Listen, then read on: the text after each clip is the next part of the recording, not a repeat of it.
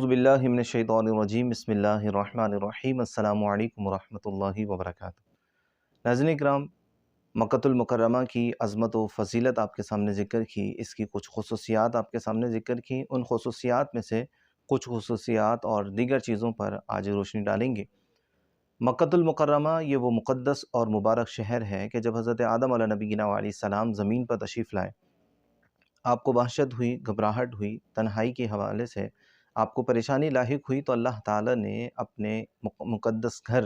بیت اللہ شریف کی تعمیر کا آپ کو حکم دیا۔ حضرت آدم علیہ نبینا علیہ السلام نے اس مبارک گھر کو تعمیر کیا۔ دنیا میں اللہ رب العزت کی عبادت کے لیے سب سے پہلے تیار ہونے والا گھر بیت اللہ شریف ہی ہے۔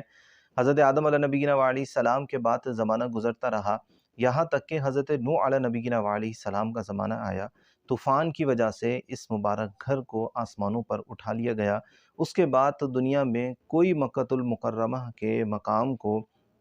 کہ یہ کہاں تعمیر تھا نہیں جانتا تھا، یہاں تک کہ اللہ تعالیٰ نے حضرت ابراہیم علیہ نبینا علیہ السلام کو حکم دیا کہ آپ اللہ تعالیٰ کے حکم سے حضرت اسماعیل اور حضرت ہاجرہ کو ایک خاص مقام پر چھوڑ کر گئے، اور حضرت اسماعیل حضرت ہاجرہ وہیں پر ہی قیام پذیر رہے۔ اور پھر اللہ تعالیٰ نے آپ کو خانہ کعبہ کی تعمیر کا حکم دیا۔ اب خانہ کعبہ کی تعمیر کہاں کی جائے؟ حضرت نوح علیہ نبینا علیہ السلام کے طوفان کے بعد کوئی نہیں جانتا تھا کہ خانہ کعبہ کس مقام پر واقع تھا۔ تو اس میں مختلف روایات ہیں۔ بعض روایات میں ملتا ہے کہ ایک بادل کو اللہ تعالیٰ نے بھیجا، اور اس بادل نے ایک خاص مقام پر سایہ کیا، اور اس سے حضرت ابراہیم علیہ نبینا علیہ السلام جان گئے کہ خانہ کعبہ کی تعمیر کہاں کرنی ہے، اس کی بنیاد کہاں ہے۔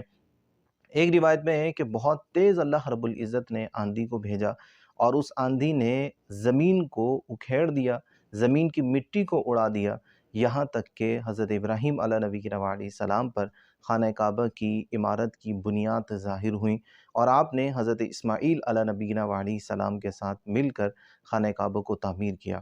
اور یہ وہ مقدس شہر ہے کہ جب حضرت ابراہیم علیہ نبینا علیہ السلام حضرت اسماعیل کو لے کر یہاں پر آئے، اور کچھ کھانا تھا، کچھ پانی کا انتظام تھا، اور کچھ ہی لمحوں میں، کچھ ہی عرصے میں وہ چیزیں ختم ہو گئیں، تو حضرت اسماعیل علیہ نبینا علیہ السلام کو پانی کی حاجت ہوئی، تو حضرت بی بی ہاجرہ رضی اللہ تعالیٰ عنہا پانی کی تلاش میں صفا اور مروہ کی طرف دوڑ لگاتی ہیں۔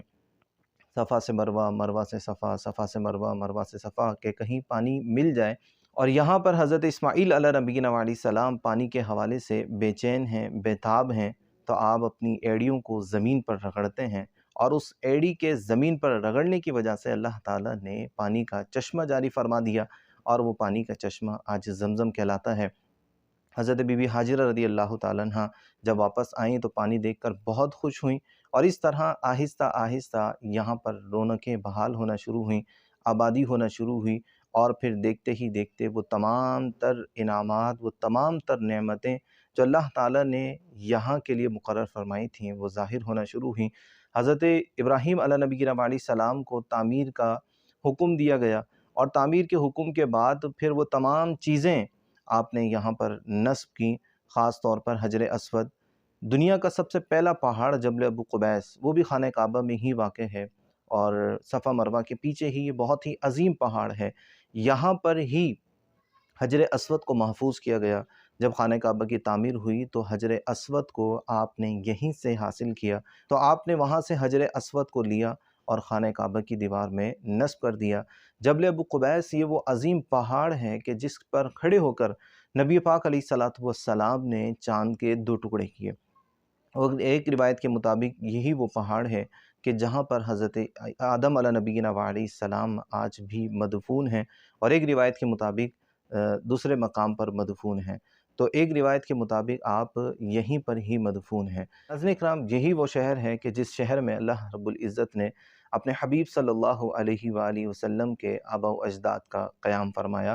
اور یہی وہ شہر ہے کہ جس شہر میں نبی پاک علیہ الصلوۃ والسلام کی پیدائش ہوئی، آپ کا بچپن، آپ کی جوانی، اور یہاں تک کہ اعلان نبوت بھی آپ نے اسی شہر سے فرمایا، اور اسی شہر سے دعوت و تبلیغ کا آغاز ہوا، اور دیکھتے ہی دیکھتے دنیا کے کونے کونے تک دین اسلام کا پیغام پہنچ گیا۔ یہی وہ شہر ہے کہ جس میں آپ نے اپنی زندگی کے تقریباً 53 سال گزارے۔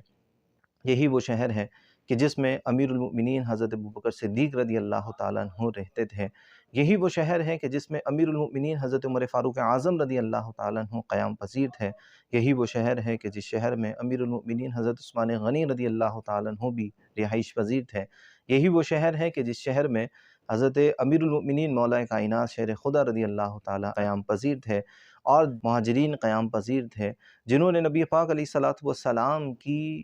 ہر حال میں مدد فرمائی۔ نبی پاک علیہ الصلوۃ والسلام کو دین اسلام کی خاطر یہاں پر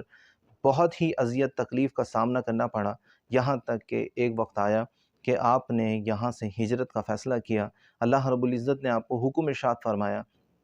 تو آپ نے یہاں سے ہجرت کی، اور پھر کچھ ہی عرصے میں آپ فاتحانہ شان سے بیت اللہ شریف میں داخل ہوئے، مکۃ المکرمہ میں داخل ہوئے۔ یہی وہ شہر ہے کہ جس میں مکۃ المکرمہ بیت اللہ شریف واقع ہے، یہی وہ شہر ہے کہ جہاں پر خانہ کعبہ واقع ہے، اس کا لوگ طواف کرتے ہیں، جس کا حج کیا جاتا ہے، دنیا بھر سے مسلمان اسی طرف رخ کر کے نماز پڑھتے ہیں۔ یہی وہ شہر ہے کہ جہاں پر مقام ابراہیم واقع ہے، یہی وہ شہر ہے جہاں پر حجر اسود، صفا مروہ جیسے عظیم اللہ رب العزت کی نشانیاں واقع ہیں، یہی وہ شہر ہے جہاں پر آب زمزم کا کنواں واقع ہے، یہی وہ شہر ہے کہ جہاں سے نبی پاک علیہ الصلوۃ والسلام کو معراج ہوئی، یہی وہ شہر ہے کہ جہاں پر نبی پاک علیہ الصلوۃ والسلام کا شق قمر ہوا، یہی وہ شہر ہے کہ جہاں پر قرآن مجید فرقان حمید کا نزول ہوا، یہی وہ شہر ہے جہاں پر غار ہیرا واقع ہے، جہاں پر نبی پاک علیہ الصلوۃ والسلام اپنی عبادت فرمایا کرتے تھے، اور قرآن مجید کی پہلی وحی اسی غار میں نازل ہوئی۔ یہی وہ شہر ہے کہ جہاں پر اللہ رب العزت کی بے انتہا نعمتیں پائی جاتی ہیں، دنیا کے ہر پھل پائے جاتے ہیں، ہر نعمت پائی جاتی ہے، ہر چیز پائی جاتی ہے۔ بہت ہی خوبصورت، بہت ہی عظیم شہر ہے جہاں پر ایک نیکی کا ثواب 1,00,000 گناہ کے برابر ہے۔ یہی وہ شہر ہے جہاں پر مسجد حرام واقع ہے، جہاں پر اگر ایک نماز پڑھی جائے تو 1,00,000 نماز کے برابر ثواب ملتا ہے۔ اور یہی وہ شہر ہے کہ جہاں سے حضرت امام مہدی کا ظہور ہوگا، اور یہی وہ شہر ہے کہ جہاں پر تمام تر مسلمان آنے کی تمنا رکھتے ہیں، ایک مرتبہ آنے کے بعد پھر آنے کی آرزو رکھتے ہیں، دوسری مرتبہ آنے کے بعد تیسری مرتبہ آنے کی آرزو رکھتے ہیں، اور ہر ایک مسلمان جو آ جاتا ہے اس کے اشتیاق میں اضافہ ہو جاتا ہے، اور جو نہیں آتا وہ اس کے اشتیاق کو اپنے دل میں محسوس کرتا ہے، وہ اس کے آنے کی تمنا رکھتا ہے۔ اللہ تعالیٰ ہر ایک مسلمان کو یہاں پر آنا، یہاں کی زیارت اور یہاں کے تبرکات اور یہاں کے عظیم و شان معاملات کو دیکھنے کی اللہ تعالیٰ توفیق عطا فرمائے۔